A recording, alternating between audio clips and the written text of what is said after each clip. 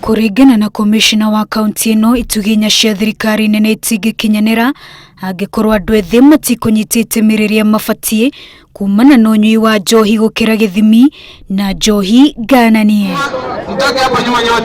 Komishina wa kaunti ino akiruta mukana wa kurana na njohi ici undu uria ruga ungikinyanira unyitaniri-ini na aikari a guku. Hiyo ndio kazi tutafanya Murang'a, Kirinyaga, kila mahali. Tunataka kuhakikisha hakuna pombe mingi katika region ya Central.